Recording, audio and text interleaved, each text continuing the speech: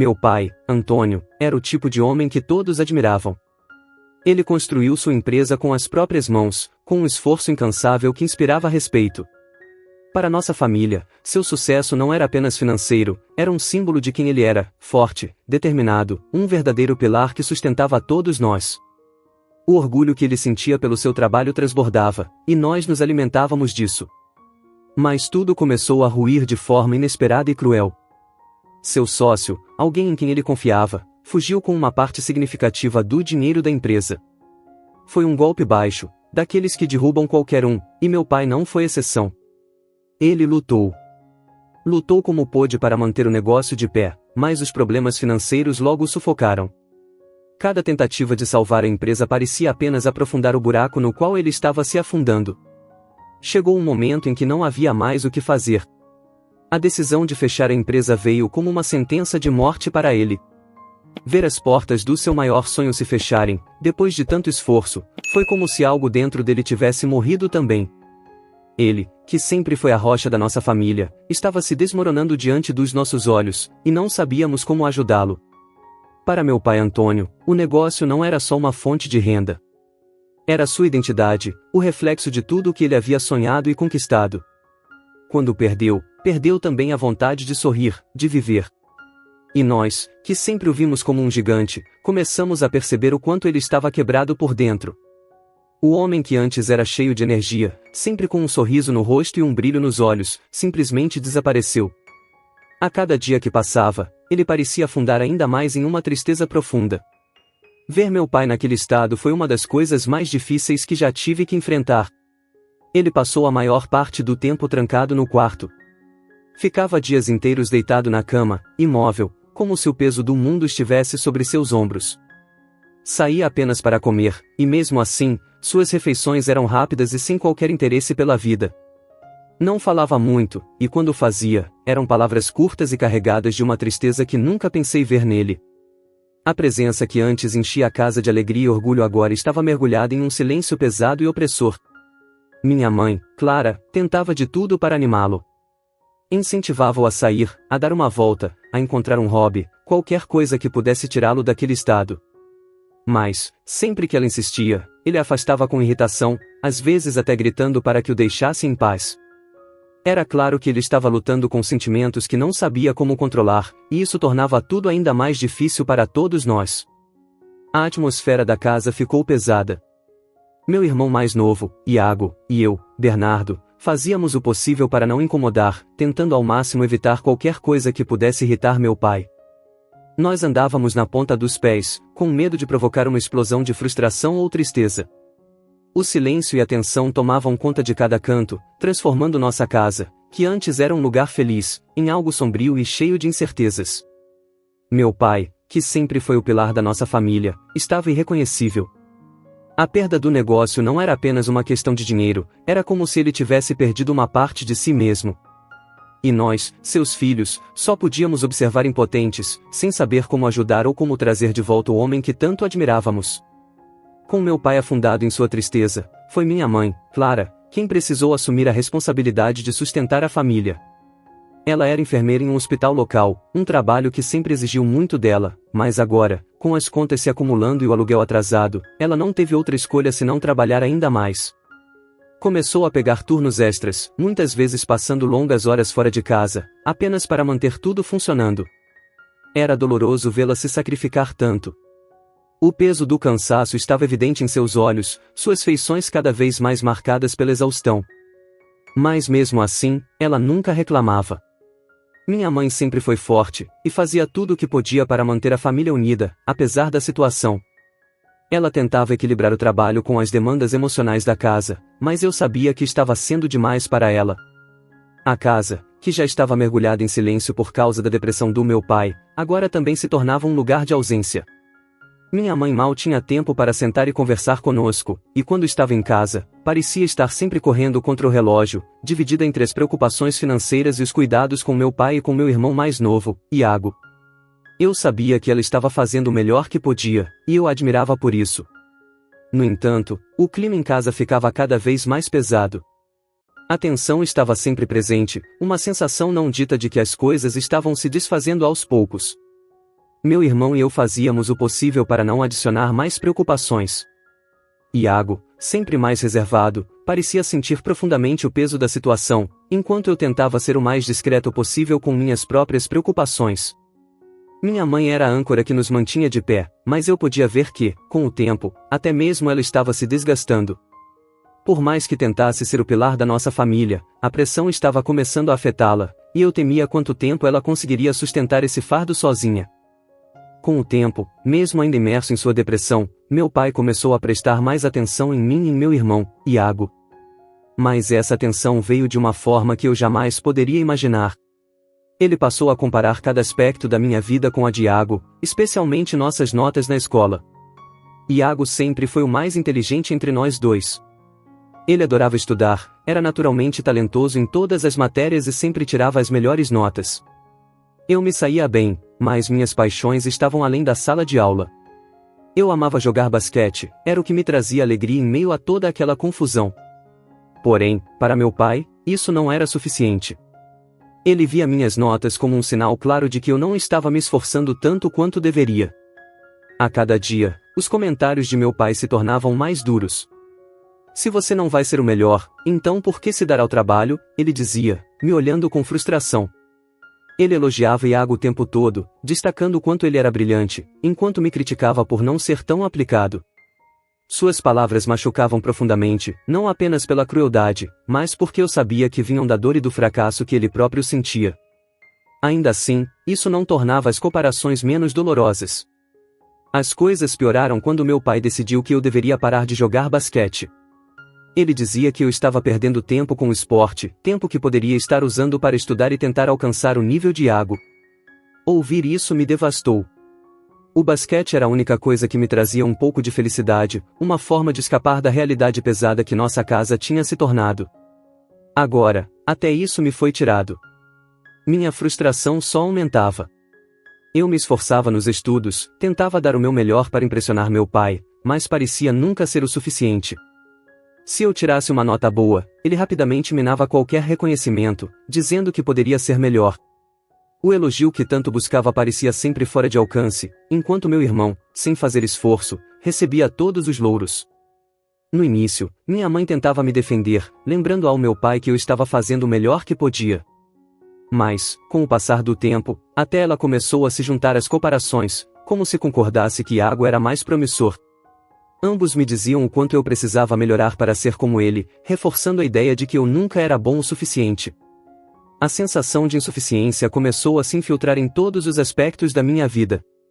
Não importava o quanto eu tentasse, parecia que eu nunca seria bom o suficiente. E, enquanto meu pai se afundava em sua dor, eu me sentia cada vez mais afogado na minha própria frustração e tristeza. A situação em casa já estava insuportável.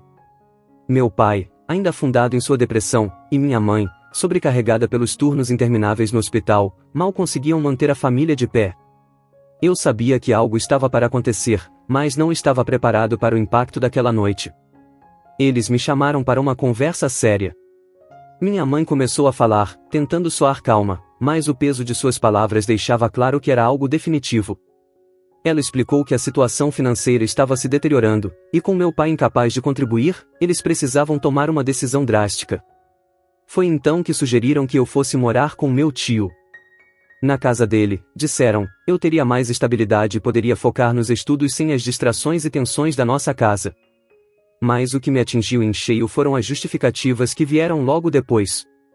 Você não tem se esforçado o suficiente, meu pai disse, sua voz carregada de frustração. Nós já te demos muitas chances para melhorar, mas você continua o mesmo. Olhe para Iago. Ele sempre dá o seu melhor, sempre se destaca. Ele merece ficar aqui conosco. Meu coração acelerou, e eu me senti desesperado. Eu posso melhorar. Implorei. Me deem mais uma chance. Eu prometo que vou tirar notas melhores, vou me dedicar mais. Não me mande embora. Por favor. Mas meus pais foram irredutíveis. Não podemos mais esperar, minha mãe disse com firmeza. Você sempre promete que vai mudar, mas isso nunca acontece. Nós já demos todas as oportunidades possíveis, mas nada mudou. Não podemos arriscar o futuro de Iago por causa das suas falhas. Aquelas palavras me cortaram profundamente. Eles estavam basicamente dizendo que, enquanto Iago era o filho que eles consideravam promissor, eu era o fardo que podia ser descartado. Não importava o quanto eu tivesse tentado até então, nunca havia sido suficiente. E mesmo agora, prometendo dar o meu máximo, eles já tinham decidido que não valia a pena acreditar em mim. A revolta tomou conta de mim. Eu sentia que estava sendo punido não por minhas ações, mas por não ser tão bom quanto meu irmão.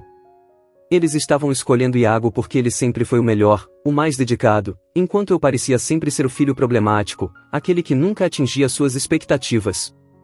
Eu não sou como ele. Gritei. Mas isso não significa que eu não posso melhorar. Vocês nem me dão a chance de provar isso. Mas, no fundo, eu sabia que nada do que dissesse iria mudar suas mentes. Meus pais já tinham decidido. Não adianta insistir, meu pai respondeu com frieza. Nós temos pouco dinheiro, e precisamos focar nossos esforços e recursos em Iago. Ele tem mais chances de ser bem-sucedido.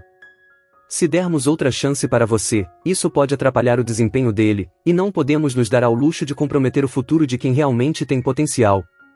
Essas palavras me atingiram como um soco. Eles estavam dizendo claramente que eu não valia o investimento, que apostar em mim seria um desperdício, enquanto Iago era a prioridade. Para eles, eu já tinha desperdiçado todas as oportunidades, e agora não havia mais o que fazer. Iago era o filho que valia a pena, o filho que tinha o futuro garantido. A sensação de rejeição e inadequação me dominava. Prometi a eles que faria de tudo para melhorar, que poderia ser um filho melhor, mas eles não queriam me ouvir. A raiva e a tristeza me sufocavam, mas não havia mais nada que eu pudesse fazer. Eu tinha perdido. Naquela noite, fui para o meu quarto arrumar minhas coisas, sentindo que não pertencia mais àquela família. As palavras duras dos meus pais ecoavam na minha mente, e a revolta crescia em meu peito. O dia da minha partida chegou mais rápido do que eu imaginava, e a realidade de tudo começou a pesar sobre mim. Depois da discussão com meus pais, onde deixaram claro que seu dinheiro e esforços seriam direcionados ao futuro de Iago, não havia mais volta. Mesmo assim, a dor de saber que eu estava sendo afastado da minha própria casa e da minha família era insuportável. Na manhã em que meu tio chegou para me buscar, o clima na casa era pesado. Meus pais pareciam já ter aceitado que essa era a decisão certa. Não houve lágrimas ou grandes despedidas, apenas abraços breves e palavras rápidas, como se estivessem apressando o momento para que terminasse logo. Meu pai parecia aliviado, como se a minha partida fosse resolver parte do peso que ele carregava, e minha mãe, apesar do semblante cansado, evitava qualquer olhar prolongado.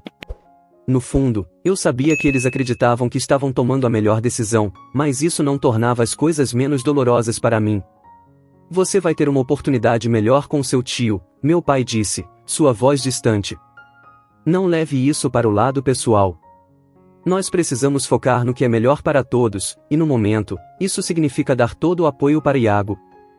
Essas palavras só reforçavam o que ele havia dito na noite anterior, de que investir em mim não valia a pena, e que Iago era a prioridade. Ouvir isso de novo apenas acentuava a sensação de que eu era um peso que estavam finalmente tirando das costas. Eu me despedi de Iago com um nó na garganta. Ele não entendia completamente o que estava acontecendo, mas eu sabia que a vida dele seguiria em frente sem grandes mudanças. Ele continuaria recebendo todo o apoio, todos os recursos, enquanto eu seria deixado para trás. Apesar de tudo, eu o amava, mas o sentimento de injustiça e traição tornava difícil até mesmo esse adeus. Quando entrei no carro do meu tio, a realidade me atingiu com força. Eu estava saindo de casa não porque era o melhor para mim, mas porque meus pais tinham decidido que eu não era importante o suficiente para continuar fazendo parte do plano deles. A sensação de ser excluído da minha própria vida era esmagadora. Durante o trajeto, meu tio tentou me confortar, mas as palavras dele pareciam distantes. Ele estava animado em me receber, mas, para mim, aquilo não era o começo de uma nova vida, era o fim da vida que eu conhecia. Enquanto ele falava sobre como eu poderia ter mais tranquilidade e foco na casa dele, tudo o que eu conseguia pensar era em como eu estava sendo afastado pela minha própria família. Os primeiros dias na casa dos meus tios, Maria e João, foram difíceis. Apesar de todo o esforço deles para me fazer sentir em casa, o peso do que eu tinha deixado para trás me acompanhava em cada momento. Eu me sentia deslocado, como se aquela vida não fosse minha, como se estivesse apenas ocupando espaço. Meus tios faziam de tudo para me acolher. Eles eram gentis, sempre prontos para conversar e me oferecer o que eu precisasse. Mas, no início, eu me sentia distante, incapaz de me abrir completamente. Minha mente ainda estava presa na sensação de rejeição, no fato de que eu havia sido mandado embora, como se não fosse bom o bastante para ficar com minha própria família. Essa mágoa me impedia de relaxar e aceitar a nova realidade. No entanto, com o tempo, as coisas começaram a mudar.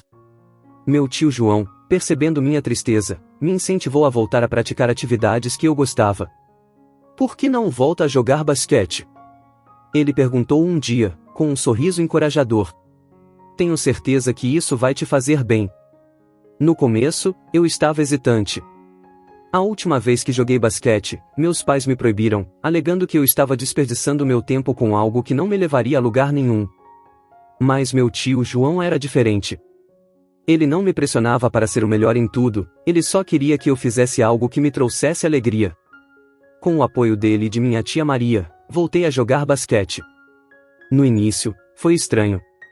A bola parecia pesada em minhas mãos, e meu corpo, fora de prática, não respondia como antes.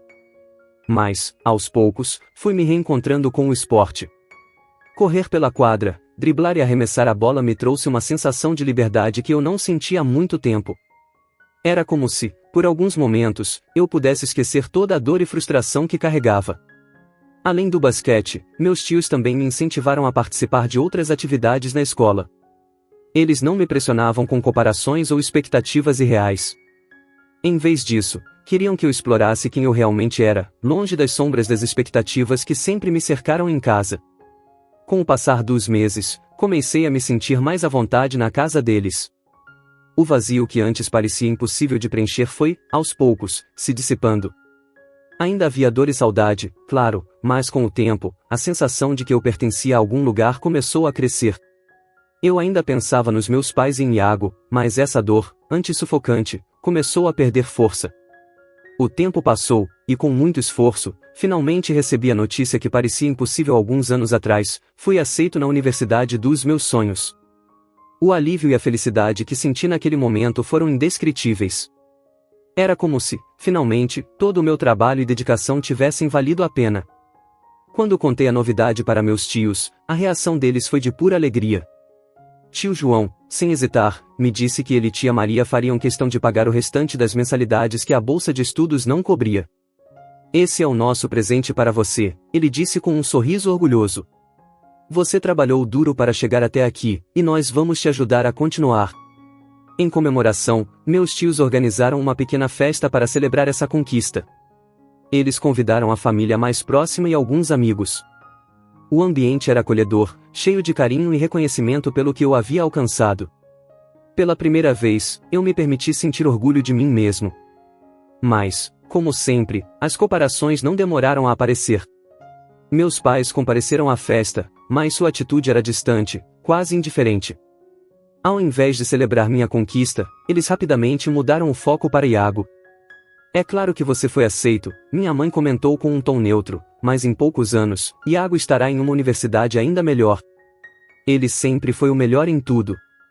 Essas palavras feriram, como sempre, mas agora o impacto era diferente. Eu não precisava mais da validação deles. Estava cercado por pessoas que me apoiavam e reconheciam meu esforço. A festa continuou, e embora a dor da rejeição ainda estivesse lá, ela não me definia mais. Eu sabia que, com o apoio dos meus tios, eu estava pronto para a próxima fase da minha vida, independentemente do que meus pais pensassem. Com o passar do tempo, Iago também chegou ao momento de se candidatar às universidades. Nossos pais, como sempre, tinham plena certeza de que ele seria aceito em uma das melhores instituições.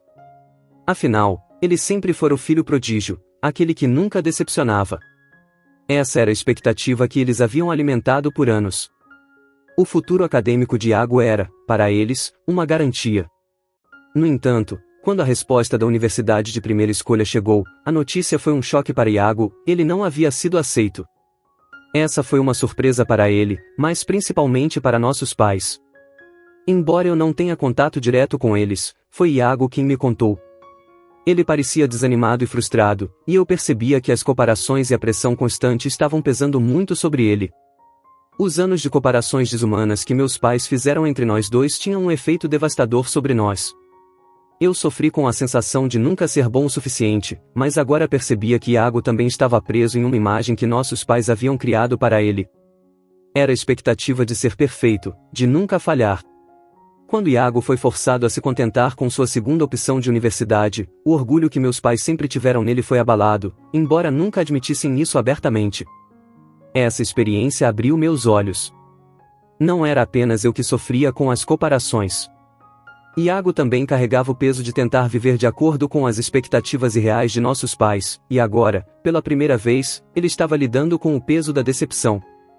Nossas vidas, de formas diferentes, foram profundamente afetadas por essa dinâmica tóxica. Depois da rejeição de Iago pela Universidade dos Sonhos, a distância entre mim e nossos pais aumentou ainda mais, se é que isso era possível. Para mim, o relacionamento com eles já estava praticamente inexistente. Eu não mantinha mais contato com eles. Minhas únicas conversas vinham de Iago, que de tempos em tempos me atualizava sobre a vida em casa.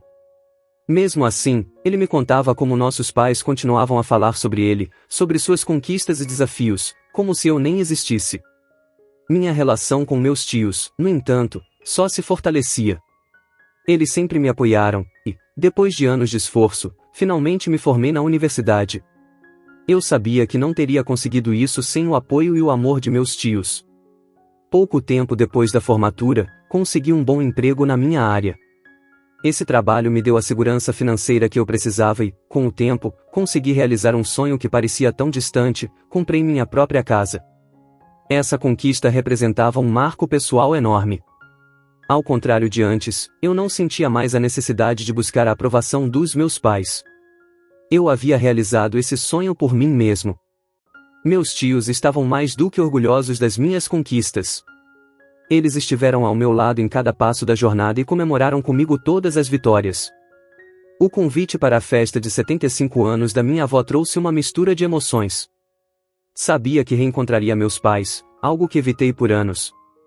Cheguei à festa, mas o clima era tenso. Não demorou até que meu pai se aproximasse, com o semblante duro de sempre.